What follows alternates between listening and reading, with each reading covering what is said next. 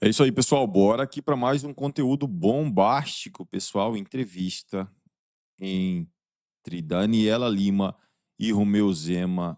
Pessoal, é muito satisfatório para quem não conhece o passado da Daniela Lima até agora, né? É uma defensora absoluta do governo Lula, dos ministros do Supremo, e do outro lado temos o Zema, o cara que está peitando o sistema sozinho praticamente com as suas com seus vídeos de fantoche. Pessoal, pegou fogo esse debate. Acompanhe este vídeo até o final, é muito importante. Provas foram apresentadas na cara da jornalista. Não se esqueçam de deixar o like. Pessoal, o seu like é de extrema importância pra gente. Que clique no botão de hypar o conteúdo também. Vamos juntos viralizar este conteúdo agora. Bora pro conteúdo. Governador, mudar um pouquinho de assunto, mas ficar ainda na política, obviamente. O senhor está se colocando como o candidato anti-Supremo Tribunal Federal, né? O senhor está com uma retórica muito forte com relação ao Supremo Tribunal Federal, e o senhor disse já algumas vezes que alguns ministros do Supremo deveriam estar presos. Quais ministros? Zanini, eu tenho dito que eu e os parlamentares do Novo somos anticorrupção. Isso aí eu afirmo o tempo inteiro, antiprivilégio. Falou que é um parlamentar do Novo, pode ter certeza que nós somos combativos. E apesar de sermos só 6 lá em Brasília, nós temos feito muito mais barulho, muito mais atuação do que partidos grandes com dezenas de parlamentares. Para mim, aqueles ministros que voaram na aeronave do maior criminoso do sistema financeiro do Brasil fizeram algo que é inadmissível. Para mim, aqueles ministros que prestaram serviço para esse mesmo banco do maior criminoso do Brasil ou fizeram alguma negociação acionária, precisam ser investigados. E o Nicolas, que voa também no avião do maior, segundo o senhor, maior criminoso financeiro do Brasil? Inaceitável? Eu vejo que juiz é muito pior. O juiz precisa ter uma imparcialidade, entende? Agora parece que ele já se manifestou e não teve nenhum problema nesse voo dele, que ele nem tinha conhecimento. E receber doação de campanha do maior criminoso financeiro do Brasil? Ele é o maior doador da campanha do governador Tarcísio de Freitas, maior doador individual. Na verdade, não era nem ele, né? Era o Fabiano Zettel, que o senhor conhece, que é mineiro. Era o operador, era o operador financeiro. Era quem era o Vorcaro mandava e ele pagava, é o que mostra os grampos da PF. Botou, salvo engano, 30 milhões na conta do Tarcísio de Freitas e 40 milhões na conta da campanha do Jair Messias Bolsonaro. E para esses, vale o quê? Ô, Daniela, ele doou dentro da lei? Está registrado no TSE. Até aí, a operação societária do Tayaya, que o senhor fala bastante, da família do Michel Toffoli também. Até aí o contrato com a mulher do Alexandre de Moraes também está registrado e foi declarado na Receita. Agora, eu acho que um caso aí levanta muito mais suspeita do que outro. Você concorda? Governador? Eu acho que essa questão da doação que ele fez, ele deve ter feito, acho que para diversos candidatos. Então, nós devemos ter aí uma infinidade. Parece que tem alguns empresários que têm esse modus operandi. Agora, será que tem algum outro banco desses grandes aqui no Brasil que fez algum contrato com esse valor com alguma banca de advogados? Então, me parece que aí... Se o senhor tiver a folha de advogados do Itaú, eu tô Então, eu acho que não tem, viu, Daniela? Não tem nenhuma banca de advogados que conseguiu esse tipo de contrato. Agora, eu vejo que se é funcionário público, inclusive uma proposta que eu tenho é a seguinte: todo funcionário público de alto escalão teria anualmente de preencher uma declaração de qualquer parente seu que tenha uma atividade que possa gerar conflito, entendeu? Qualquer contrato. Eu não levei um parente para trabalhar no estado de Minas, eu não tenho um parente que se beneficiou do meu cargo durante quase 7 anos e meio. Agora eu estou vendo muita gente utilizar cargo público, os intocáveis lá de Brasília, para conseguir alguns contratos que ninguém mais consegue. Então é necessário pôr um limite nisso. Governador, já que nós estamos falando sobre essas questões éticas, né? Na semana passada, o seu sucessor, Matheus Simões, demitiu o secretário de Educação, que é o Rocieli Soares, porque ele é alvo de uma investigação na Controladoria Geral do Estado. Esse Rocieli Soares, que inclusive foi secretário aqui em São Paulo também, é um dos coordenadores do seu programa de governo. Na parte da educação, inclusive, esteve presente aí no lançamento das diretrizes alguns dias atrás. O senhor vai mantê-lo como coordenador do seu programa de governo e poderia ser, eventualmente, o seu ministro da Educação, por exemplo?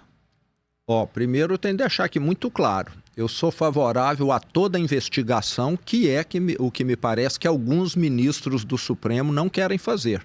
Todos os meus secretários foram avisados no meu primeiro dia como governador por mim que eles poderiam contar comigo, que teriam a minha confiança até que alguém desmerecesse que não estivesse seguindo a lei. Confio no Rocieli. Agora, se a apuração mostrar o contrário, que ele seja responsabilizado de acordo. O seu sucessor e ex-braço direito, que agora é governador, o demitiu. E demitiu agora, quer dizer, no seu mandato, o senhor não tinha visto nada demais? Já foi durante a gestão do governador Matheus. Eu não estive com o Matheus, não sei de detalhes sobre essa questão aí, mas estive com o Rocieli diversas vezes como secretário e, pelo que eu tenho acompanhado até o momento, não teve nenhuma apuração que o tenha indiciado por algo. Aguardemos a finalizar. Governador, o senhor é uma figura muito intrigante, porque o senhor no trato, o senhor é muito afável, né? O senhor é muito educado, humorado, né? Recebe bem. Mineiro do interior, né? Agora, o senhor tem adotado talvez o discurso mais agressivo da pré-campanha até aqui. Contra o Supremo, né? Parece que é contraditório. Em especial... Não, eu acho que é estratégico. É diferente, talvez seja inteligente. O que eu consegui apurar? Escrevi sobre o senhor semana passada, antes do Brasil virar de cabeça para baixo, que ele dá uma cambalhota por semana, numa semana tranquila. Numa semana não muito tranquila, ele dá umas 3. Mas eu sei que o senhor passou a ganhar cerca de 100 mil seguidores por dia nas suas redes sociais, depois que passou a encampar abertamente um discurso muito crítico, muito ácido, muito duro em relação ao Supremo Tribunal Federal. Para o ministro Gilmar Mendes, é um discurso que resvala em prática de crime contra a honra, né? O senhor publicou uma charge, para quem está acompanhando, se você estava em Nárnia e não sabe do que eu estou falando, o governador publicou nas redes sociais dele uma espécie de charge com bonequinhos animados, fantoches, né? Fantoches, no qual o ministro entendeu que havia uma insinuação de que ele havia recebido uma vantagem indevida para bloquear uma tentativa de uma comissão parlamentar de inquérito de quebrar os sigilos de uma das empresas ligadas à família do ministro Dias Toffoli, colega dele. O senhor é um homem também muito inteligente, sabedor do direito. Imputar ou insinuar crime, né, e vantagem ilícita é uma dessas. Pelo menos esse é o raciocínio do ministro Gilmar Mendes, né? Insinuar que ele recebeu uma vantagem ilícita resvala em crime contra a honra. Está passando do ponto... Não é perigoso num país como o Brasil, que viu em 23, 8 de janeiro de 23, passou 4 anos com um discurso muito... Tem refinamento, tem estratégia no que o senhor está fazendo. Mas 4 anos dessa pancadaria custou muito para o país. Inclusive para quem milita do lado do senhor. Tanto que em 22 o Lula ganhou a eleição. Qual é o ponto? Qual é a medida? Onde é que o senhor para? Ô, Daniela, você está vendo, e você mesmo disse agora, é uma sátira. Acho que os meios... Eu não disse que era sátira, não. Afasta de mim esse cálice. Eu só disse que tinha ali uma animação com os fantochinhos. Fantoches... E se ele se sentiu ofendido, eu acho que ele não deveria ter seguido a carreira pública. Vá lá em Minas Gerais e pesquise jornais antigos, o que já fizeram de charge sobre mim, o que já falaram sobre mim. Não que eu achei bom, mas depois eu passei até a rir, você entendeu? Acho que eu incorporei a questão de que estar no público é estar exposto a essa situação. Então, eu encaro isso com muita naturalidade. Já me chamaram de tudo quanto é nome em Minas Gerais. Vai lá e pergunte se teve qualquer deputado, jornalista, prefeito que já me atacou, se ele teve alguma represália. Eu encaro isso de maneira muito tranquila, você entendeu? Quem está no público está sempre sendo questionado. E me parece que a carapuça serviu para ele. Nós temos hoje, o brasileiro sabe, uma casta de intocáveis em Brasília. Políticos vivendo no luxo, o brasileiro no lixo. Isso nós sabemos perfeitamente. E eu não estou criando. E acho que até teve sucesso essa série dos intocáveis, esses fantoches, porque caiu exatamente na indignação que o brasileiro está vivendo. E o quê? E ele não pode ser investigado por um juiz então, aí. Deixa eu pedir desculpas ao Zanini, porque eu vou explorar só... E pedir desculpas ao senhor também de antemão, porque eu não quero imputar ao senhor coisas que não dizem respeito à sua biografia pessoal. Mas, o senhor falou, eu não sou a favor de político no luxo. O senhor emprestou prestígio nos momentos mais agudos, ali, em especial na pandemia, por exemplo, né? O senhor não recuou do apoio público que deu a Jair Messias Bolsonaro, um homem que foi, àquela altura, né, 28 anos de deputado, só em Brasília, fez uma família inteira só na política, né, do filho mais novo, inclusive, que agora é vereador em Santa Catarina, até o filho mais velho, que é seu adversário, entre aspas, porque é um bom sparring, digamos ali, né? Que é pré-candidato à presidência da República. A família com dezenas de imóveis já registrados, contabilizados, reportagem da Folha de São Paulo, comprados com dinheiro vivo, uma mansão do Flávio Bolsonaro, financiada inclusive pelo BRB, que agora está enroscado no caso do Vorcaro. Escândalo de rachadinha, Bolsonaro sendo gravado dizendo que usava o dinheiro que recebia da Câmara para comer gente, foi a expressão que ele usou. Nada disso afastou o senhor dessa família. Por que agora é sojeriza aos intocáveis, o agente político que vive no luxo? Onde foi aí que a métrica mudou? Ô, Daniela, vamos por etapa. Durante a pandemia, eu agi de maneira bastante diferente do presidente, entendeu? Segui o meu secretário, que é médico, que acompanhou a ciência. Então, nós temos diferenças. Eu nunca fui do mesmo partido. O que eu tenho muito em comum com o Bolsonaro é ser anti-PT. E eu vi o PT destruir o meu Estado.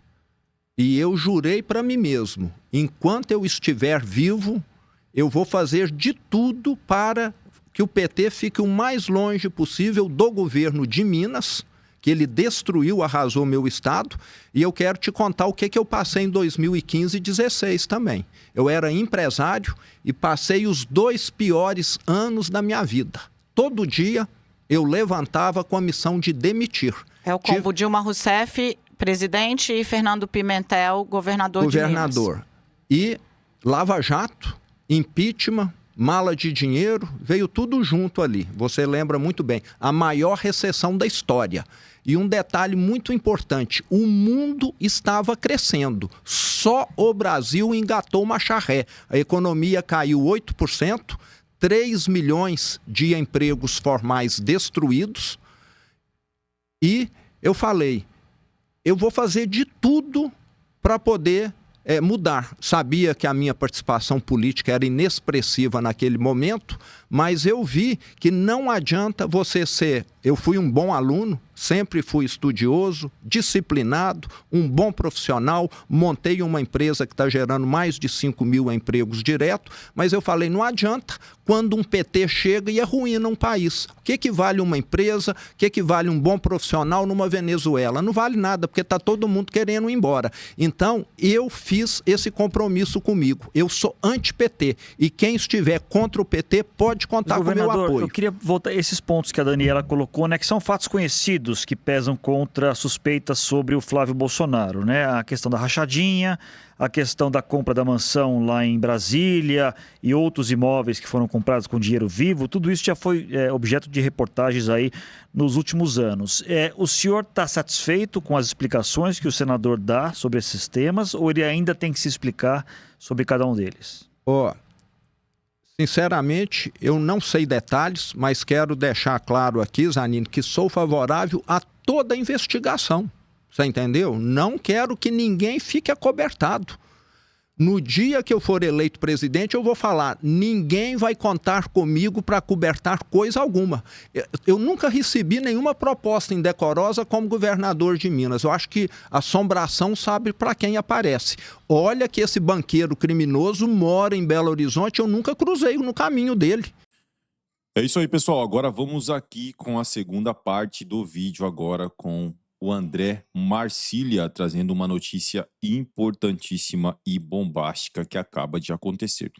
Já peço a vocês que, se não é inscrito no canal, se inscreva, deixe seu like, que é muito importante pra gente, ajuda muito. na distribuição da notícia. Não se esqueçam, pessoal, também de clicar no botão de hypar. Vamos juntos viralizar este conteúdo, deixando os créditos ao canal do André Marcília na plataforma do YouTube. Agora, sem mais enrolação, bora pro conteúdo, bora para as últimas informações e notícias.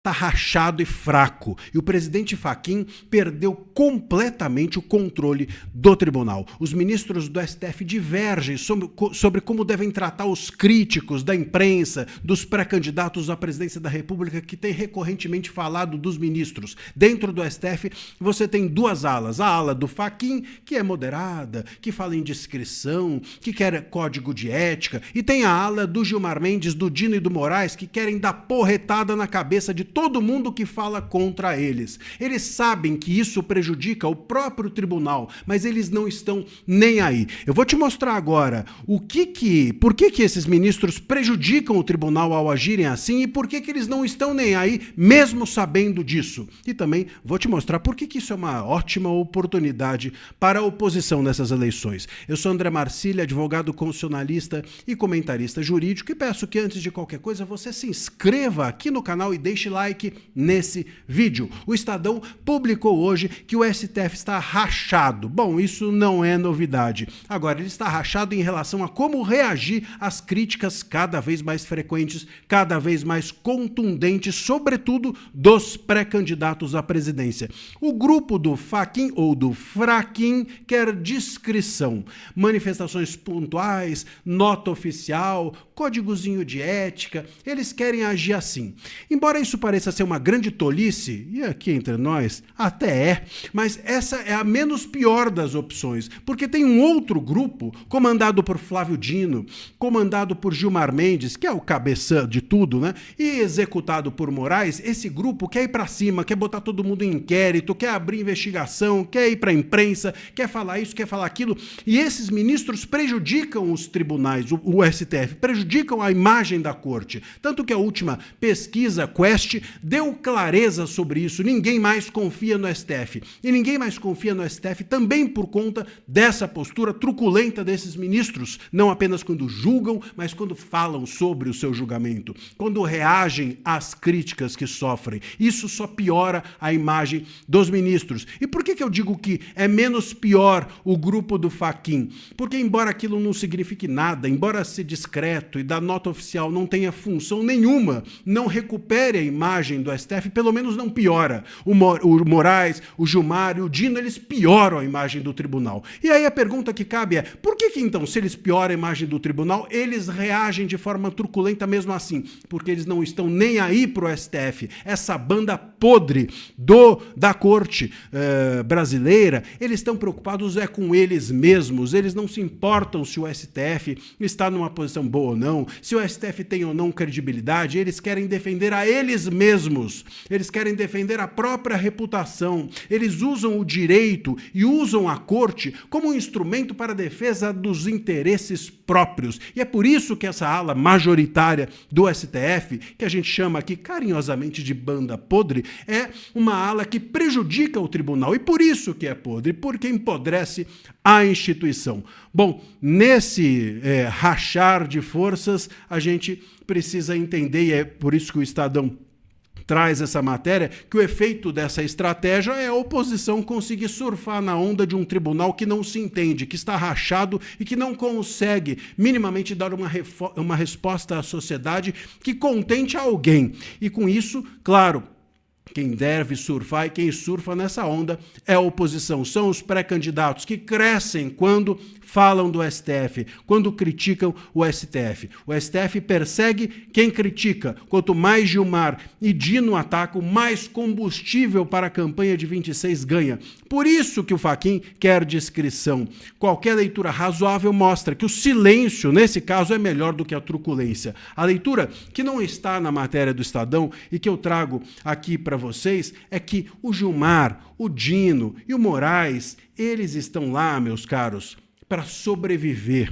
eles sabem muito bem que se a gente apertar ali o parafuso do STF buscando consertar, quem espana são esses ministros. Quanto mais constitucional e institucional for a corte, mais quem espana ali no aperto desses parafusos são esses ministros. E é isso que eles não querem. Eles não querem que a gente tenha a capacidade de chegar perto de uma solução. Quanto mais a solução chega, mais eles se prejudicam individualmente. E por isso que eles, de forma truculenta, querem impedir a crítica. Não porque isso expõe ao tribunal, eles não estão nem aí para o tribunal, mas porque se eles impedirem que a crítica chegue próxima, eles cumpriram a função. O tribunal que se dane, pode quebrar aquele tribunal, mas contanto que ninguém, ou que todo mundo tenha receio de criticar, estará feito o trabalho de impedir que as pessoas consertem o STF. Repito, se o STF for consertado, essa banda desses ministros está fora. É isso aí, pessoal. E bora aqui para mais uma notícia. Safra recorde, exportações em alta e armários vazios. Brasileiros pagam cada vez mais caro pela comida que o próprio país produz de sobra. Maior abastecedor de commodities agrícolas, país vê custo de alimentação subir 302% em 20 anos. O Brasil é hoje o maior exportador mundial de commodities agrícolas, tendo atingido 169 bilhões em vendas ao exterior em 2025. Lidera as exportações globais de soja, milho, café, açúcar, suco de laranja, carne bovina e carne de frango. A produção nacional é suficiente para atender às necessidades calóricas de aproximadamente 900 milhões de pessoas, mais de 4 vezes a população do país. No caixa de supermercado, apesar de toda a disparada produtiva, cerca de 50 mal fecham uma cesta básica. De junho de 2006 a dezembro de 2025, o custo da alimentação subiu 302% no Brasil, multiplicado por 4, enquanto a inflação gerou acúmulo de 186%. Os alimentos ficaram 62% mais caros que a inflação oficial no período. Pesquisadores classificam a inflação alimentar como estrutural, composta por pressões permanentes que não se resolvem sozinhas e exigem mudanças no modo como a economia está organizada. A inflação de alimentos passou de 0,5% em 2026 para 8,2% em 2024. O paradoxo tem explicação direta no modelo exportador. A prioridade dos produtores é vender para outros países e receber em dólares, em vez de abastecer o mercado interno. Em 2025, as exportações de alimentos chegaram a 209 milhões de toneladas, enquanto as exportações ficaram em 17 milhões. A área plantada com commodities de exportações cresceu mais do que o território inteiro da Alemanha nas últimas décadas. No mesmo período, a área dedicada a arroz, feijão, batata, trigo, mandioca, tomate e banana encolheu de 10,22 para 6,41 milhões de hectares. A produção de grãos na safra 2025-2026 está estimada em 353 milhões de toneladas, recorde histórico. É isso aí, pessoal. Agradeço a vocês pela companhia. Se não é inscrito no canal, se inscreva, deixe seu like, que é muito importante para a gente. Valeu!